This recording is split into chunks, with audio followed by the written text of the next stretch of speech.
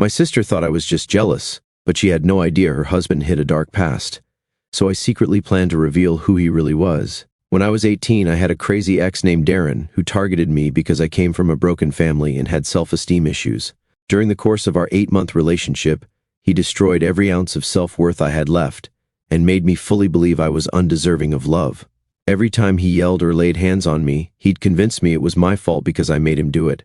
That if I just didn't push him, then he wouldn't hurt me. In just 8 months, he covered me head to toe in psychological and physical scars, and I only found the strength to leave him when he was arrested and thrown in jail. I quickly packed my bags and left his house, and I never saw him again until now. It was my sister's wedding, and my first time meeting her fiancé. They lived together on the opposite side of the world. Seeing my sister Kathy walk down the aisle was surreal, and I wanted to cry of happiness until I saw the man walking down after her husband Darren. My entire world turned upside down. I felt nauseous, and I had to leave the ceremony there and then to go to the bathroom and throw up. My head was spinning. Did Darren track me down and seduce my sister on purpose? Did my sister know what he did? Did she not care? I had so many questions and so few answers. I came back out of the bathroom an hour later, and everyone was already dancing. My sister was the first to notice, and she called me over, introducing me to her wonderful husband. It took everything in me not to puke, especially as he flashed that same exact smile he used to after tormenting me. I barely mustered a hello, but right as I was about to excuse myself, my sister walked off, telling me to bond with Darren a little. My legs literally went jelly out of fear, especially as Darren took my hand and led me to the dance floor.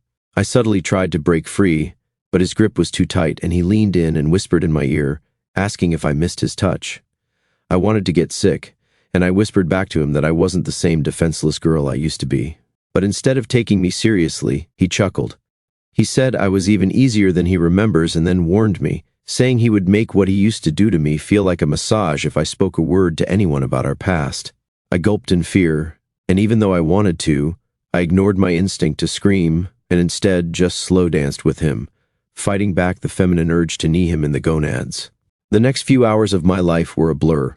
I don't remember much, but the one thing I do remember is going up to Kathy while she was away from Darren. I knew I was risking my life, but I had to tell her the truth. I took her out back so nobody could hear us, and I opened up to her. This was the first time I was ever honest about where all my scars actually came from. It was almost freeing being able to cry without having to put on a brave face. But as I was pouring my heart out, I saw Kathy's face twisting. She was getting angry, but not at Darren. She was getting angry at me for lying. She refused to believe me, saying I was just jealous she found a husband before I did. I begged her to please listen to me. Darren was a monster capable of this. I showed her my burn mark down there, but she still wouldn't listen and told me to take my jealousy somewhere else. She left me alone outside and went back in to dance with Darren, all while I just sobbed nonstop. That single moment hurt more than anything Darren ever did to me. The rest of the night between us was extremely tense. We barely glanced at each other.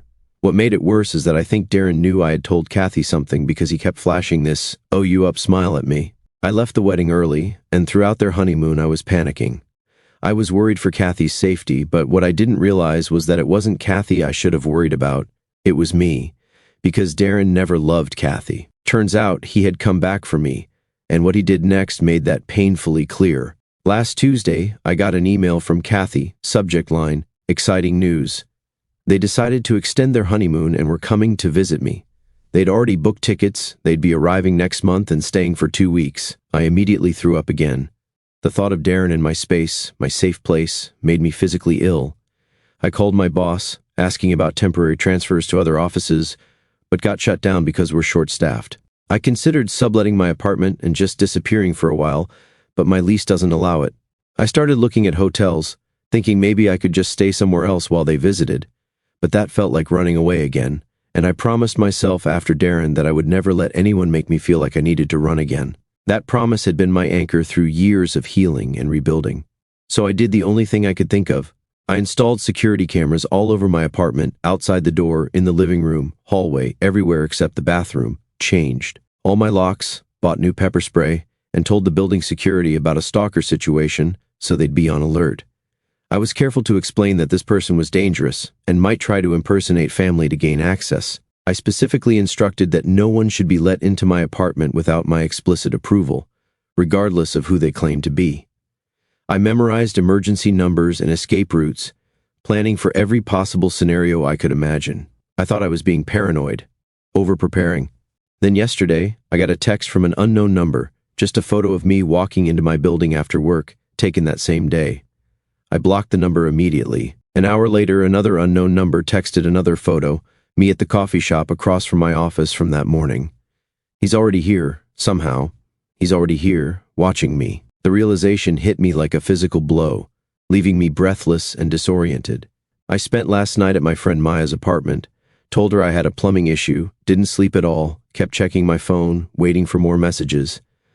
Nothing came. Every creak of the building, every distant siren, had me sitting bolt upright, heart racing. This morning I went back to my apartment to grab clothes for work and found something that made my blood run cold. A small electronic device tucked into the lamp by my bed, a listening device in my bedroom.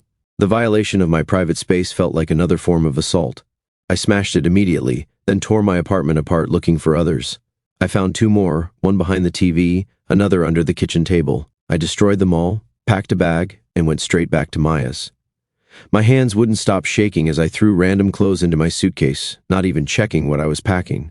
I'm writing this from her guest room. I've been staying here for 4 days now. Maya knows something's wrong but doesn't know what exactly. I don't want to drag her into this mess, but I can't be alone right now. Maya has always been there for me, bringing me coffee in silence and giving me space without questions. I keep asking myself how this is happening. How did he find me? How did he find Kathy? Was this his plan all along, to worm his way into my family so he could get to me again? The methodical nature of it all terrifies me more than random violence ever could. The worst part is, I have no proof it's him sending the photos or planting the devices, nothing I could take to the police, just my word against his, and we all know how that turned out with Kathy. Law enforcement had failed me before. Why would now be any different? I feel like I'm losing my mind, like I'm back in that relationship where I questioned everything, my perceptions, my memories, my worth. The control he had over me then is creeping back, and I don't know how to stop it.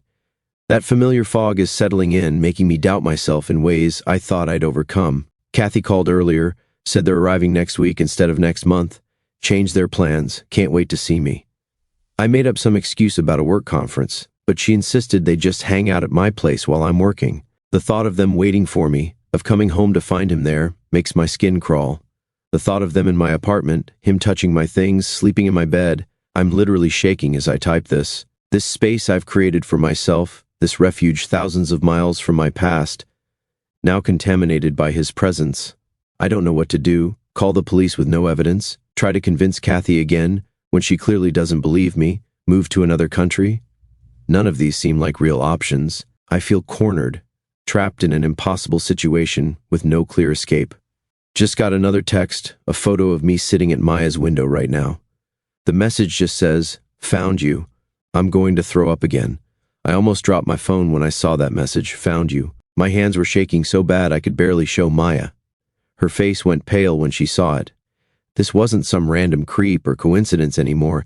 This was Darren methodically hunting me down like some sick game. "We need to call the police," Maya said, already reaching for her phone. I grabbed her wrist. "And tell them what? That my sister's new husband is sending me photos? That I think he bugged my apartment, but I destroyed all the evidence? They'll think I'm crazy." Maya's apartment suddenly felt exposed with all its windows. I kept seeing shadows move across the street, wondering if each passerby was him. We closed all the blinds and double-checked the locks. Maya insisted I take her bedroom since it had fewer windows and was farther from the front door. I couldn't sleep anyway, so I just lay there staring at the ceiling, jumping at every noise from the street below. Around 3 a.m. my phone buzzed again, another unknown number. I almost didn't look, but what if it was important? What if it was Kathy? It wasn't. Just 3 words, "Sweet dreams, Casey." I deleted it immediately and turned my phone off. My heart was pounding so hard I could feel it in my throat. How did he get all these different numbers? How was he always one step ahead? The next morning, I called in sick to work. Couldn't risk going out where he could follow me. Maya offered to stay home too, but I insisted she go. No point in both of us missing work. As soon as she left, I started researching, looked up stalking laws, restraining orders, anything that might help.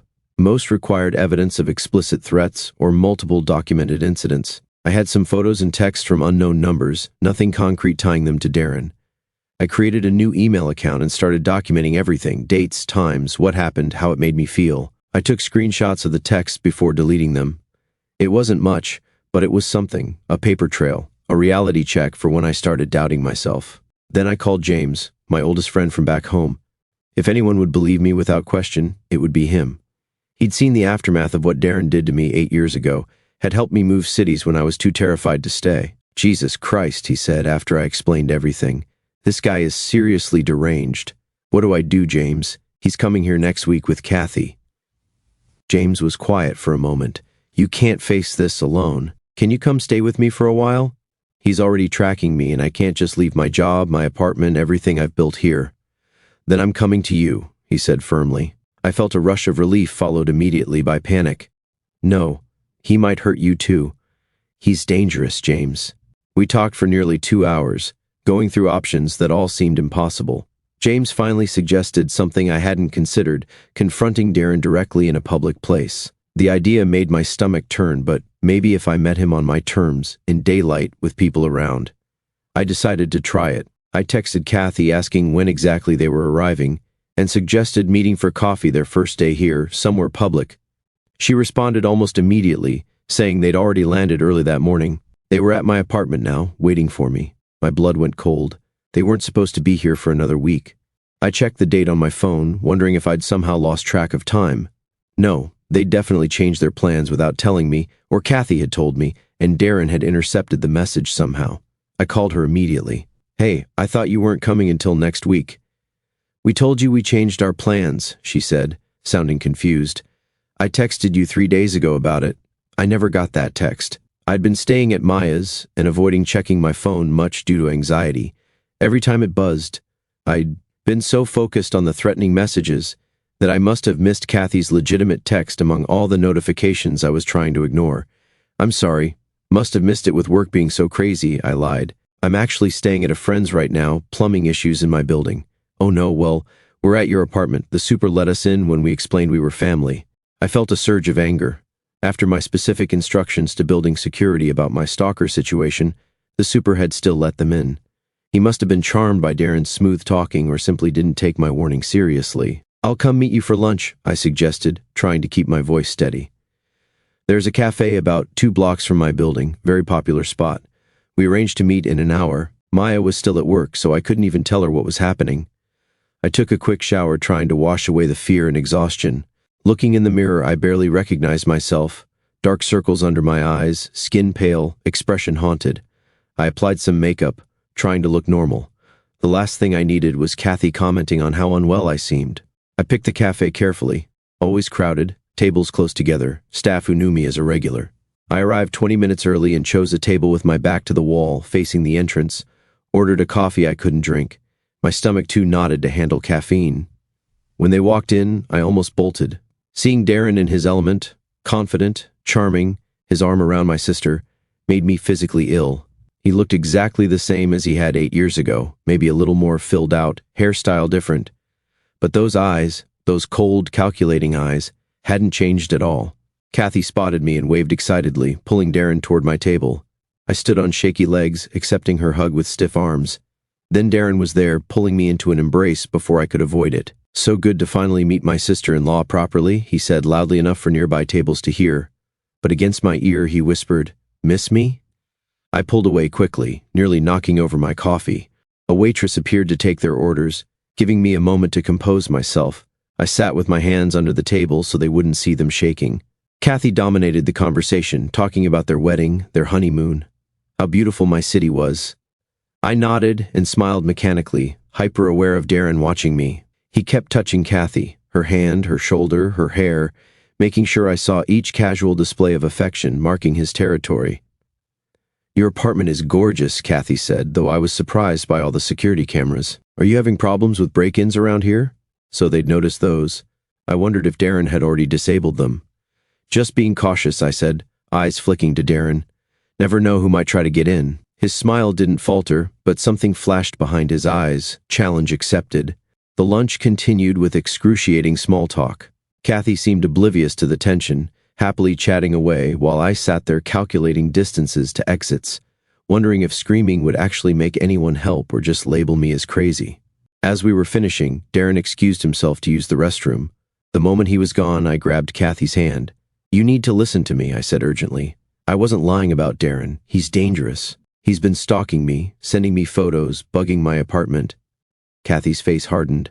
"Stop it, Casey, just stop. I don't know what your problem is, but this has to end. Darren told me you might do this." I froze. "He what?" "He told me you had some kind of obsession with him years ago, that you couldn't accept when he broke things off and started spreading rumors about him being abusive." My jaw dropped. He'd preemptively poisoned her against me, set up the perfect defense. "That's not what happened," I insisted, desperation making my voice crack. "Why would I make this up? Why would I?" "Because you've always been like this," she interrupted, louder than she probably intended. A few nearby diners glanced our way. She lowered her voice. "Always dramatic, always needing attention, always making everything about you." The accusation hit like a slap. Was that really how she saw me? How my family saw me? "That's what he wants you to think," I said, my voice barely a whisper. "That's how abusers work. They isolate you from people who might see the truth. The only truth I see is that my sister is trying to ruin my marriage before it's even begun." Darren returned then, all smiles, asking what he'd missed. The look Kathy gave me made it clear the conversation was over. I mumbled something about needing to get back to Maya's to get ready for work tomorrow, made up some excuse about her cats and my allergies, meaning they couldn't stay with me. "Such a shame," Darren said. "We were looking forward to quality time together." The way he emphasized quality time made my skin crawl. I managed to escape without him touching me again, promising to meet them for dinner tomorrow night. As soon as I turned the corner out of sight of the cafe, I broke into a run all the way back to Maya's. I half expected to find him somehow already there, waiting, but the apartment was empty. Maya returned from work to find me pacing her living room, chewing my nails down to the quick, a habit I'd broken years ago after leaving Darren. "They're here already," I told her, "in my apartment. He's convinced Kathy I'm some delusional ex who made up abuse allegations." Maya sat me down, made me drink some water, and actually listened, unlike my sister, unlike the police would. She believed me without question, and that simple act of faith nearly broke me. "You're staying here as long as you need," she said firmly, "and we're going to figure this out." That night, I got another text, a photo of me entering Maya's building after lunch, then another of Maya arriving home from work. The message read, "Nice friend, would hate for anything to happen to her." I showed Maya, expecting her to freak out. Instead, she got angry, not scared, angry, called him a pathetic coward hiding behind text messages. Her righteous fury was somehow exactly what I needed. It reminded me that this wasn't normal, that I wasn't crazy for being terrified. We spent that night developing a plan. First, I'd try reasoning with Darren directly, meet him somewhere public, record the conversation secretly, try to get him to admit what he was doing. Maya would be nearby as backup. If that didn't work, we'd try again with Kathy, showing her concrete evidence if we could get it. And if all else failed, we'd go to the police with whatever we had, no matter how circumstantial. The next day at work was torture. I kept seeing him everywhere, in the reflection of windows, in crowds on the street, behind me in the elevator. Every time my phone buzzed with an email, my heart stopped. My boss noticed something was wrong and called me into her office. I was sure I was going to be fired for my obvious distraction. Instead, she asked if I was okay, really looked at me with genuine concern. Something about her grandmotherly kindness broke through my defenses, and before I knew it, I was telling her everything. Not the messy details, just that my sister had married my abusive ex, and now they were in town, and I was scared. I expected skepticism or awkward platitudes. Instead, she immediately offered me a week of personal leave. When I hesitated, concerned about the short staffing, she said, "Your safety matters more than any project deadline." It was such a simple statement of fact, but it hit me hard.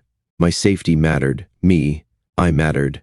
After years of Darren making me feel worthless, after Kathy dismissing my fear as attention-seeking, here was this woman I barely knew outside of work treating my well-being as an obvious priority. I accepted the leave, but asked to finish the day to wrap up some projects.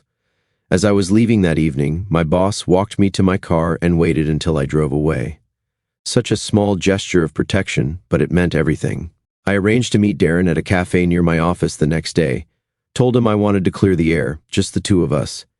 I suggested a time when Kathy would be at a spa appointment she'd mentioned during lunch. He agreed, almost too eagerly. Maya and I prepared carefully. I wore a button-up shirt with a small recording device hidden in the front pocket. Maya would sit nearby, pretending to work on her laptop. We arrived early, securing a table in the corner with a clear view of the entrance. Darren showed up exactly on time, looking perfectly put together in a casual button-down and designer jeans. He smiled as he approached, and for a split second, I remembered why I'd fallen for him in the first place, before I knew what he really was. "Casey," he said warmly, sitting down across from me. "I was hoping we'd get a chance to talk privately." "I bet you were," I replied, trying to keep my voice steady. "What's your game here, Darren? Why Kathy? Why now?" He looked genuinely confused. "Game? I fell in love with an amazing woman who happens to be your sister. Simple as that. The texts, the photos, the bugs in my apartment. You expect me to believe that's coincidence?" His expression didn't change, but he leaned forward slightly. "I have no idea what you're talking about. Sounds like you're having some issues, Casey. Maybe you should talk to someone about that." Classic gaslighting. I'd expected it, but it still made my blood boil. "Cut the crap," I hissed. "I know it's you. What I don't know is why. Revenge? Some sick power trip? Or did you just miss having someone to torture?" He sighed, looking around as if concerned someone might overhear. Then he pulled out his phone, tapped something, and set it on the table. "What are you doing?" I asked, suddenly nervous. "Recording our conversation," he said calmly, "for my protection. You seem quite unstable, making wild accusations." My heart sank. He was creating evidence against me. Anything I said could be edited, manipulated, used to make me look delusional, just like he'd convinced Kathy I was. "You haven't changed at all," I managed to say. "Still the same manipulative monster." He smiled then, a cold smile that didn't reach his eyes. "And you're still so easy to rattle, always were." He picked up his phone, stopped the recording, and stood up. "I think we're done here. I'd appreciate it if you'd keep your delusions away from my wife. She's worried about you, you know. We both are." I watched him walk away, defeat washing over me. The recording device felt heavy in my pocket, useless. He'd outplayed me again. I looked over at Maya, who seemed to understand immediately that things hadn't gone as planned. Back at her apartment, I reviewed the recording. As expected, it captured nothing incriminating, just Darren sounding concerned while I made accusations. Maya suggested we try a different approach, investigation. If Darren had targeted Kathy deliberately to get to me, there might be evidence of planning. I started with a mutual friend who had introduced them. Kathy had mentioned the name once, Thomas, but said they weren't close. I found him through her Facebook friends and sent a message, explaining I wanted to surprise Kathy with something special from the friend who'd introduced them. Thomas responded quickly, seeming confused, said he barely knew Darren, had only met him once at a work function. Darren had approached him, mentioned he was new in town, and asked to be introduced to some local people. Thomas had invited him to a dinner party where Kathy was present. That was it.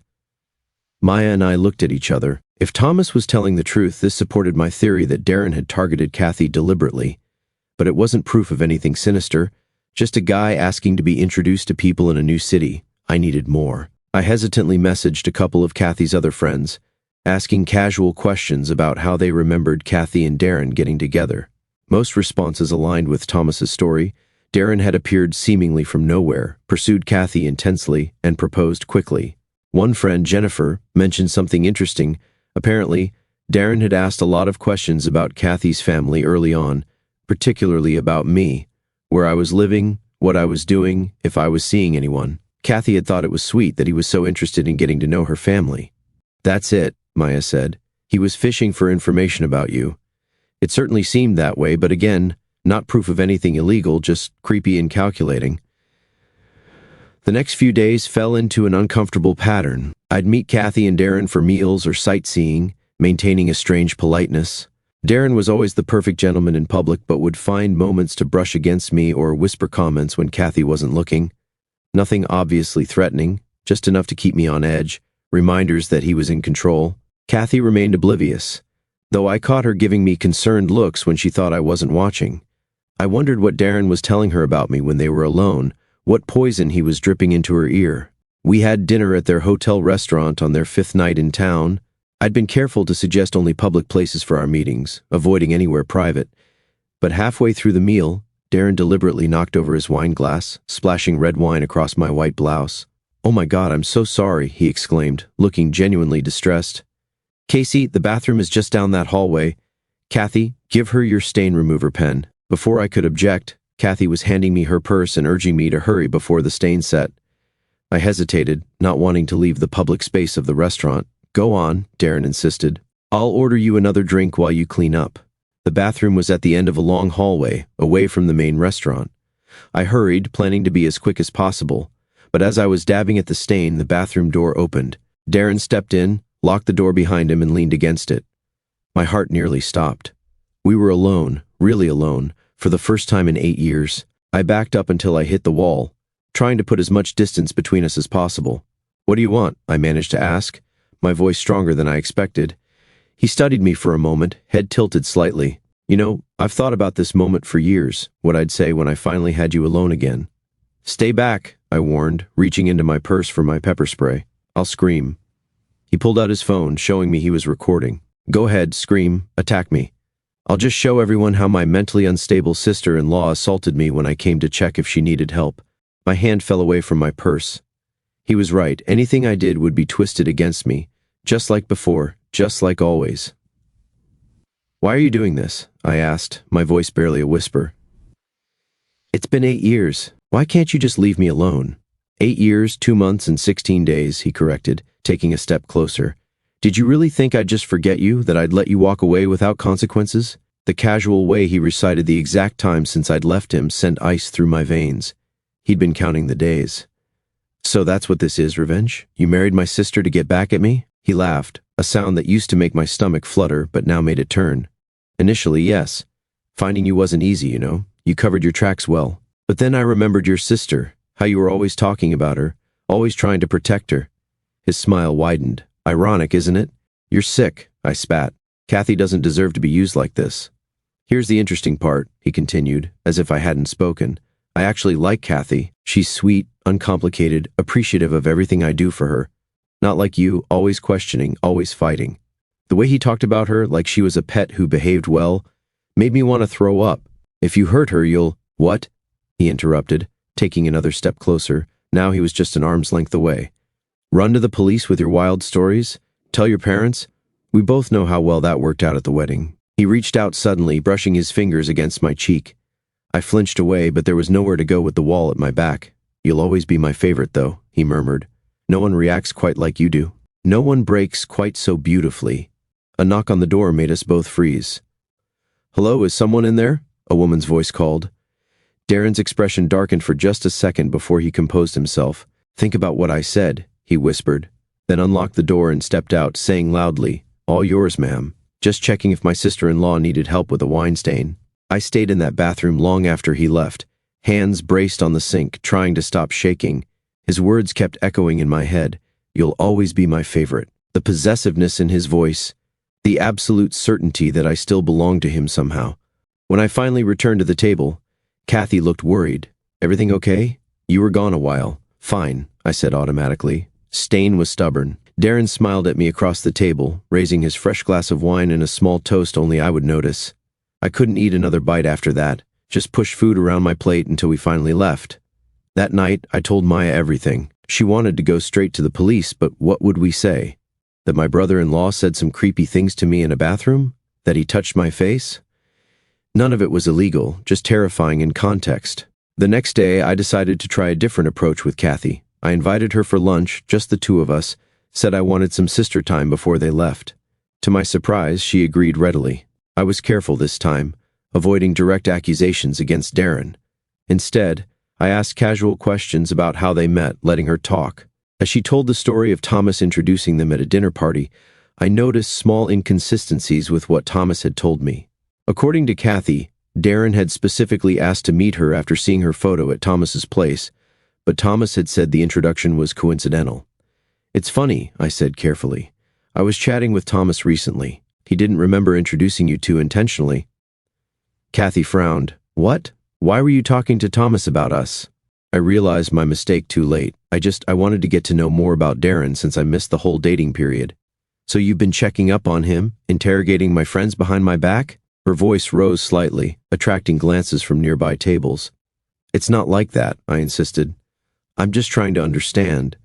"No, you're trying to find something wrong. You can't just be happy for me, can you?" She stood up abruptly. Darren was right. He said you might do something like this. Of course he did. He was always one step ahead. "Kathy, please. I'm done with this conversation," she said firmly. "I'm going back to the hotel. Don't follow me." I watched her storm out, feeling helpless. Darren had positioned himself perfectly, predicting my every move and poisoning Kathy against me before I could even make it. The wall between my sister and me was growing higher by the day. Back at Maya's, I collapsed on the couch, exhausted. Every attempt to protect Kathy or expose Darren just seemed to drive her further away and give him more ammunition. I felt like I was playing chess against a master while blindfolded. My phone buzzed with a text from James. He'd been checking in daily, and I'd been keeping him updated. His message was simple. Anything on his previous relationships? Pattern of behavior equals stronger case. It was a good point. If Darren had done this to me, chances were he'd done it to others. I'd been so focused on his relationship with Kathy that I hadn't thought to look backward. I spent the next few hours scrolling through social media, trying to trace Darren's past relationships. It wasn't easy, he had minimal online presence, and what existed was carefully curated. Eventually, I found a woman named Patricia who had posted vague but pointed comments on older photos where she was tagged with Darren. Things like, "Some memories are better forgotten, and true colors always show." I took a chance and messaged her, explaining who I was and asking if she'd be willing to talk about Darren. To my surprise, she responded almost immediately, offering her phone number.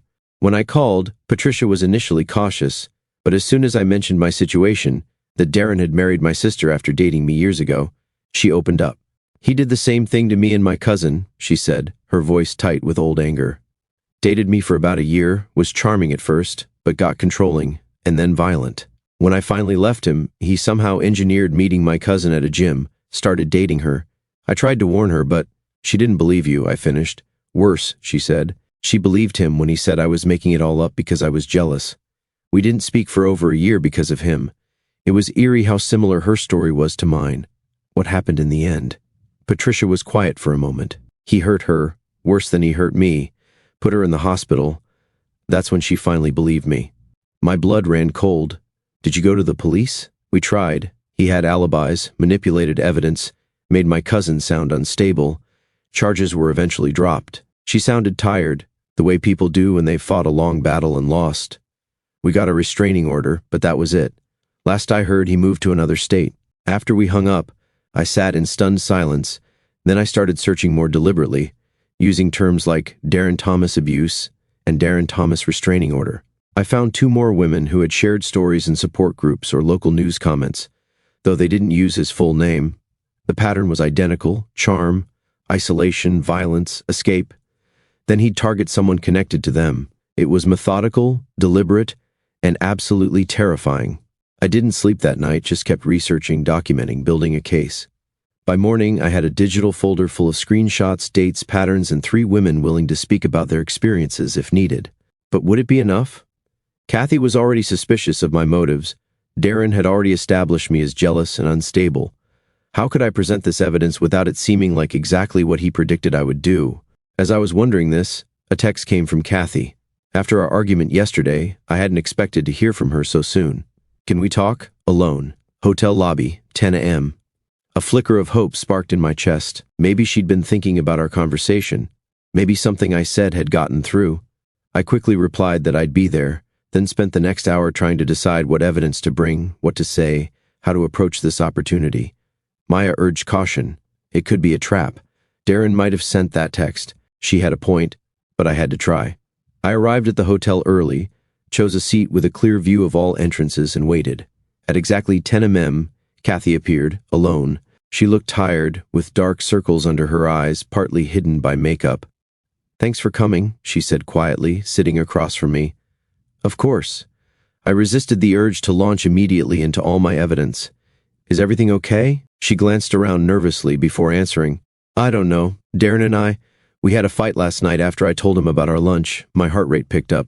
"What kind of fight?" She rubbed her wrist absently, and for the first time, I noticed what looked like the edge of a bruise disappearing under her bracelet.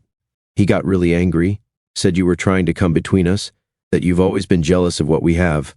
I wanted to scream that what they had was a complete fabrication, but I held my tongue. "Did he hurt you, Kathy?" Her eyes darted up to mine, then away. No, he just grabbed my arm a little too hard. He was upset." Classic minimization. I'd done the same thing countless times. "Kathy," I said gently, "that's not okay. No matter how upset someone is, they don't have the right to hurt you." "It's not like that," she insisted. "It was just one time." He apologized right away. It was like hearing my own words from 8 years ago, the same excuses, the same desperate belief that it was just a one-time thing, that it wouldn't happen again. "Can I show you something?" I asked carefully. She hesitated, then nodded. I pulled out my phone and showed her a photo I'd kept all these years, a picture of my arm covered in finger-shaped bruises. This was after Darren just grabbed me a little too hard the first time. He apologized right away too. Her eyes widened. That could be anything, anyone. "I have more," I said quietly, "and not just from me. From other women, Patricia, Susan, Ashley, all with the same story, all connected to each other somehow." Kathy's face paled. "You're making this up." "You have to be." "I wish I was," I said, feeling an overwhelming sadness. "But deep down, I think you know I'm not. That's why you texted me today, isn't it? Because something felt wrong." She stared at me for a long moment, conflict clear in her eyes. Then she looked down at her wrist again, slowly pushing her bracelet back to reveal the full bruise. A distinct handprint wrapped around her delicate wrist. "He said it wouldn't happen again," she whispered. "He always says that," I replied gently, "to all of us." For the first time since the wedding, I saw a crack in her certainty, a flicker of doubt. It wasn't much, but it was something, a start. "What do I do?" she asked, her voice small. "First, you don't go back to that hotel room alone," I said firmly. "You come with me right now. We'll figure out the rest together." She looked torn, glancing toward the elevators. "My things. I need my passport, my clothes. We can sort that out. Your safety is what matters right now." Just as I thought she was about to agree, her phone buzzed. She looked down at it, and the color drained from her face again. "It's Darren. He's in the lobby. He says he can see us." I whipped my head around, scanning the hotel lobby with my heart in my throat. There he was, lounging by the reception desk, staring directly at us with that smug little smile I'd grown to hate. My entire body went rigid. "Don't look," I whispered to Kathy. "Just get up and walk with me toward the front doors. Act normal." She nodded almost imperceptibly, gathering her purse with shaking hands. We stood up casually, like we were just two sisters finishing a coffee date. I linked my arm through Kathy's, partly for comfort but mostly so she couldn't bolt. The exit was maybe 30 steps away. "Casey!" Darren's voice rang out across the lobby. People turned to look. Damn it. Classic manipulation, making a scene in public so we couldn't ignore him without looking like the crazy ones. "Keep walking," I murmured. But Kathy had already frozen. I could feel her trembling against me. Darren strode toward us, all charming smiles for the onlookers. "Honey, there you are. I've been looking everywhere." He reached for Kathy's arm, the same one with the bruises, and I instinctively stepped between them. "We're just heading out for some sister time," I said loudly enough for nearby people to hear. "Shopping, girl stuff." His eyes hardened for a microsecond before the mask slipped back into place. "Actually, we have that lunch reservation, remember? With my business associates." Kathy looked down. "I forgot." "No problem, sweetheart." He reached around me to grab her hand. "We should head up so you can change." I could see it happening in real time, Kathy retreating back into herself, the brief moment of clarity fading. I was losing her again.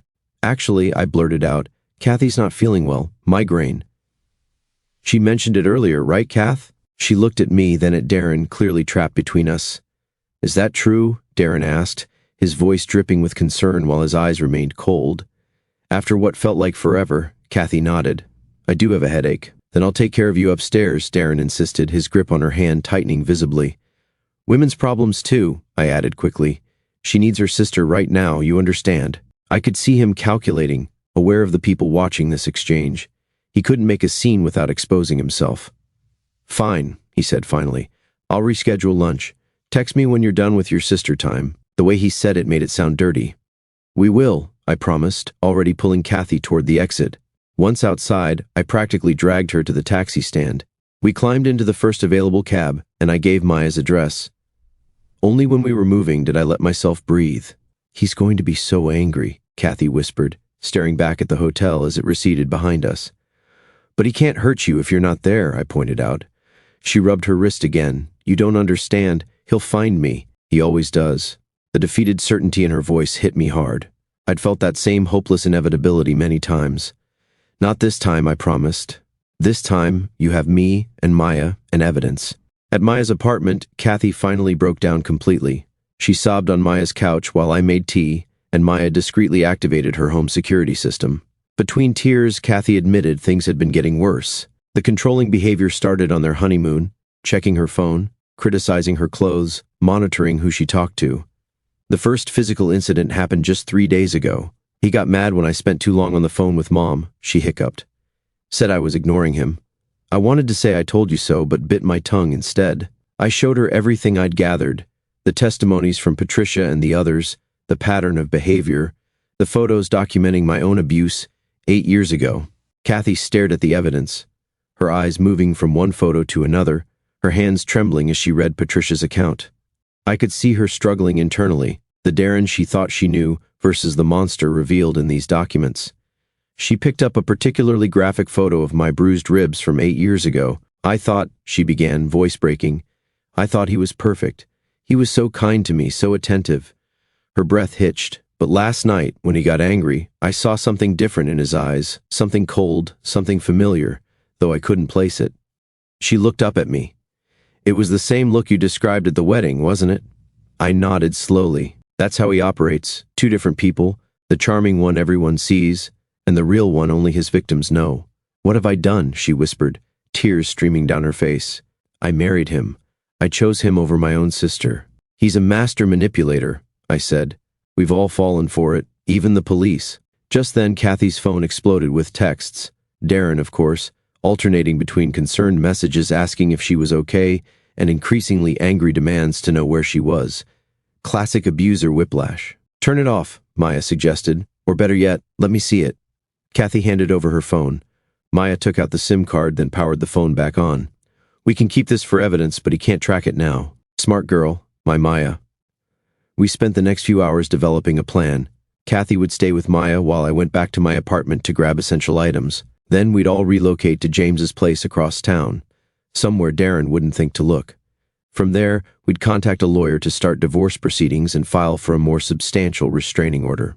He'll contest everything, Kathy said miserably. Drag it out forever. Let him try, I replied. We have evidence now, real evidence.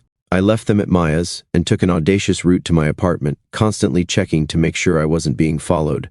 My building looked normal, quiet. The security guard nodded as I entered. Everything okay, miss? Your brother-in-law was looking for you earlier. My stomach dropped when about an hour ago said he needed to drop something off for you.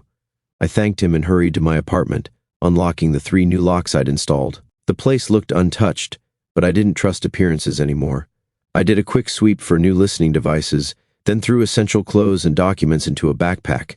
As I was grabbing my passport from the desk drawer, my phone rang, unknown number. I almost ignored it, but my gut said to answer. Hello, Casey. Darren's voice sent ice through my veins. Where's my wife? I don't know what you're talking about, I lied, continuing to pack one-handed. Don't play dumb. I saw you leave with her. Where is she? Safe from you, I snapped, abandoning pretense, and she's going to stay that way. He laughed, that cold laugh that used to terrify me. You always were a fighter, Casey. It's what I liked about you. Breaking you was so much more satisfying. You failed, I said, surprised by my own steadiness. You didn't break me then, and you won't break Kathy now. We'll see about that, his voice hardened. I want my wife back within the hour, or I'll go to the police and report her missing. I'll tell them her mentally unstable sister has taken her. I have quite a collection of your unhinged texts and emails to show them. You mean the ones you fabricated? Go ahead. We have real evidence. Evidence of what? A husband who grabbed his wife's arm during an argument versus a jealous sister with a history of delusions about me? Who do you think they'll believe? He had a point. Even with Patricia's testimony and my documentation, it would be an uphill battle in court. 1 hour, he repeated, or things get very ugly for both of you. He hung up. I finished packing quickly, my mind racing. We needed to move fast. I called Maya as I left my apartment, taking the back stairs instead of the elevator. Change of plans, I said as soon as she answered. Darren's threatening to go to the police. We need to get to James's now. Okay, Kathy's in the shower. We'll be ready in 10. I hailed a cab, still watching for any sign of Darren. The drive to Maya's felt endless. Every red light an eternity. When we finally arrived, I threw money at the driver and ran up to her apartment. Maya answered my frantic knocking with a worried face. Kathy's gone. What? How? She got a text while you were gone. Said it was from her friend Jennifer, but I think it was actually Darren. She seemed upset, went to make a call in the bedroom. When I checked on her, the bathroom window was open, and she was gone. I sank onto the couch, defeated. He got to her again, probably threatened her or me. Maya sat beside me. Now what? I stared at the blank wall, thinking. The hotel. He'll take her back there. It's the only place he has full control. Calling the police still felt futile without Kathy being willing to press charges. We needed more, something irrefutable. Then I remembered my hidden phone, the one I'd slipped into Kathy's bag when she first went back to Darren. It was a small prepaid phone I'd tucked into an inner zippered pocket of her purse while helping her look for her lipstick that first day she arrived. Darren would never notice it. Kathy's oversized bag had dozens of compartments, and he wasn't the type to rifle through her personal items where others might see. I grabbed Maya's laptop and logged into my tracking app. After an agonizing minute, a small blue dot appeared on the map. The phone was active, and it was at the hotel. She's there, I confirmed. Now we just need a way to get her out without Darren stopping us. Maya thought for a moment. What about your parents? Darren can't exactly keep Kathy from them without looking suspicious. It was risky, bringing my parents into this mess. But Maya was right. Darren had carefully cultivated his image with them. He couldn't refuse if they showed up wanting to see their daughter. I made the call, bracing myself for disbelief. To my surprise, my parents listened, really listened. Maybe it was the desperation in my voice, or maybe they'd seen signs themselves but dismissed them. Either way, they agreed to help. We'll be on the next flight, Dad said firmly. Text us the hotel details. While waiting for my parents to arrive, Maya and I strategized. We called Patricia and the other women, who agreed to submit formal statements to our lawyer. We gathered all our evidence into organized files and kept watching the tracking dot, making sure Kathy stayed at the hotel. My parents landed 6 hours later. I met them at the airport, relieved beyond words to have reinforcements. Mom hugged me tight, whispering apologies for not believing me sooner. Dad looked grimmer than I'd ever seen him, his jaw set in a way that reminded me he'd once been a college boxer. We went straight to the hotel, the four of us, Mom, Dad, Maya, and I, marched through the lobby like an invading army.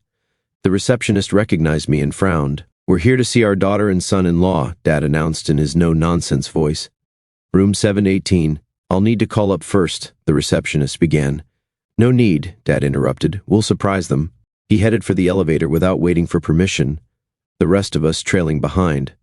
At room 718, Mom knocked firmly. We heard movement inside, then Darren opened the door, his surprise quickly masked by a welcoming smile. Mom, Dad, what a wonderful surprise. Mom pushed past him without a word. Where's Kathy? Darren's smile faltered. She's resting migraine. I want to see her, Mom insisted, already moving toward the bedroom. Darren stepped in her path. She really shouldn't be disturbed. Dad placed a heavy hand on Darren's shoulder. Son, I think you should sit down. We need to talk. The look that flashed across Darren's face was one I knew well, rage, barely contained. But he couldn't show that to my parents, not if he wanted to maintain his perfect son-in-law facade. While Dad kept Darren occupied in the living area of the suite, Mom, Maya, and I found Kathy curled up on the bed. She wasn't sleeping. Her eyes were red and puffy from crying. When she saw us, she shrank back, then launched herself into Mom's arms. I'm so sorry, she sobbed. He said he'd hurt Casey if I didn't come back. He showed me pictures of her apartment, said he could get to her anytime. It's okay, Mom soothed, stroking her hair. We're all here now. We're taking you home. In the living room, Dad had Darren cornered on the couch, showing him printouts of the evidence we'd gathered. Darren's face was a mask of indignation. These are obviously fabricated, he was saying as we entered. Casey has always been unstable, jealous of my relationship with Kathy. Save it? Dad cut him off. We've heard from Patricia and Susan and the others. Darren's eyes darted to me, pure hatred, then back to Dad with practiced concern. I don't know who these women are. This is clearly some kind of coordinated attack on my character. We're leaving, Mom announced, her arm firmly around Kathy. All of us, including my daughter. Darren stood up. Kathy is my wife. She's not going anywhere. Yes, I am, Kathy said quietly. It was the first time she directly contradicted him in front of others. I felt a surge of pride. Darren's mask slipped. You ungrateful. He lunged toward her, and several things happened at once. Dad stepped between them. Maya pulled out her phone and started recording. Mom pulled Kathy behind her, and I'd been preparing for this moment for 8 years. I pressed the panic button on my phone that automatically dialed 911 and started recording. Don't touch my daughter, Dad warned, his voice deadly calm. Darren seemed to realize he'd overplayed his hand. He straightened his shirt, the mask sliding back into place. This is ridiculous. You're all overreacting to a simple misunderstanding. Kathy, honey, tell them we're happy." Kathy stepped forward, still trembling but standing taller. "We're through, Darren. I want a divorce." "You don't mean that," he said, his voice hardening. "You're confused. Your sister has poisoned you against me." "No," Kathy replied. "You did that yourself." She pulled up her sleeve, revealing the bruises on her wrist. "This is who you really are." Darren's face contorted with rage. He lunged again, this time knocking Dad aside. But before he could reach Kathy, I stepped in his path. 8 years ago, I would have cowered. Now, I stood my ground. "You don't get to hurt anyone else," I said. He grabbed my arm just like he had countless times before, fingers digging into the same spot that had once been perpetually bruised. But this time, I wasn't that scared 18-year-old. I twisted out of his grip, using the self-defense move I'd practiced hundreds of times. Darren, surprised by the resistance, stumbled forward. Dad recovered his balance and grabbed Darren from behind, restraining him just as hotel security burst into the room, followed shortly by the police, who had responded to my panic button. The next few hours were a blur of statements, evidence submission, and Darren being led away in handcuffs, still protesting his innocence. Because the incident happened in front of witnesses and was recorded from multiple angles, the police had no choice but to take it seriously. The responding officers were surprisingly understanding, especially the female detective who took Kathy's statement privately. That night, we all stayed at my apartment, Kathy, my parents, Maya, and me, safety in numbers. Kathy was quiet, processing everything that had happened. I didn't push her to talk. I remembered how overwhelming it felt in those first days after escaping Darren. In the morning, we met with a lawyer specializing in domestic violence cases. She helped Kathy file for a temporary restraining order and start divorce proceedings. Because they'd only been married a short time and had no shared assets, the divorce itself would be relatively straightforward. The emotional healing would take longer. Darren remained in custody, denied bail due to the evidence we provided showing his pattern of behavior with multiple women. The prosecutor decided to pursue charges not just for the incident at the hotel but for the stalking and harassment as well. Over the next few weeks, more women came forward with similar stories about Darren, creating an undeniable pattern of predatory behavior. The case against him grew stronger by the day. Even his lawyer started looking for plea deals. Kathy decided to move back home with our parents temporarily. She needed space to heal, to figure out who she was outside of Darren's influence. I understood completely. We talked every day, rebuilding the sister bond that Darren had tried so hard to destroy. 3 months later, Darren accepted a plea deal, 6 years in prison with mandatory counseling and a permanent restraining order against contacting any of his victims, including Kathy and me. It wasn't the maximum sentence, but it was something. More importantly, there would be a record now, making it harder for him to hurt someone else in the future. On the 1-year anniversary of Kathy's wedding, we had a different kind of ceremony, a divorce party, just a small gathering with family and friends who had supported us through everything. Maya baked a cake with freedom written on it, and James flew in for the weekend. We didn't talk about Darren or what had happened. We just celebrated being together, being safe. Kathy's still in therapy, working through her experience. So am I, honestly. Some wounds take longer to heal than others, but we're both getting there, day by day. I wish I could say I never think about Darren anymore, but that would be a lie. I still check my locks twice before bed, still glance over my shoulder when walking alone. Those habits might never fully disappear, but they don't control me anymore. The tracker app on my phone still pings sometimes with Kathy's location. We kept it by mutual agreement, a safety measure that brings us both comfort, not out of control but out of love. A way to say, "I've got your back without words." Last week, Kathy called to tell me she'd met someone. Just casual coffee dates for now, nothing serious. But she sounded happy, hopeful, taking things at her own pace, on her own terms. As for me, I'm focusing on the domestic violence support group Maya and I started. Turns out, helping other women recognize and escape abusive relationships is pretty good therapy for my own trauma. Every success story feels like another brick in the wall between my past and future. Darren took 8 years of my life, the 8 I spent looking over my shoulder, questioning myself, waiting for the other shoe to drop. I won't give him any more.